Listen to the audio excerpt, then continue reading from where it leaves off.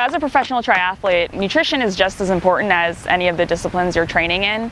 I mean, it sets your body up for the next day's session. So what you're putting in, before, during, and after, really sets you up for consistency. Heather Jackson here, a professional triathlete. I just ran my first race of 2013 as an Herbalife athlete, the Carlsbad Half Marathon. I was happy to finish third. Leading up to the Carlsbad Half, I was training probably 4 to 6 hours a day of all three disciplines, swim, bike, and run. The runs primarily were a lot of speed work on Tuesday, Thursdays, and Sundays. So those were kind of the key days that I was getting, the Herbalife rebuild right in, directly following a workout. You really need to fuel your muscles with that protein, some carbs directly after a hard session. So, maybe an easy run, recovery day, you could use the hydrate was kind of my go-to just to keep the electrolytes in during those easier days when you don't necessarily need as many calories. So leading up to the half marathon, my long run was typically on Sundays, consisted of a 25 to 30 minute warm-up, so 3 to 4 miles, and then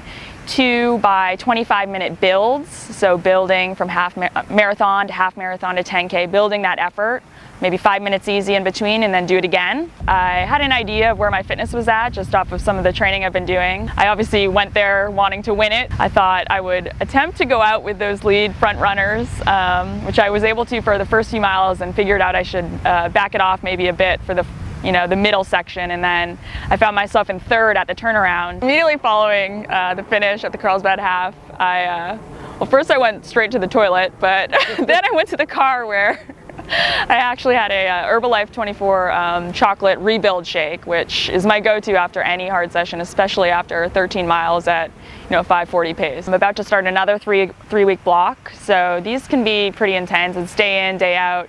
My first try of the season, which will be Escape from Alcatraz, and then I'll recover for about a week after that, and then another 3-week intensive block leading into Oceanside 70.3 at the end of March.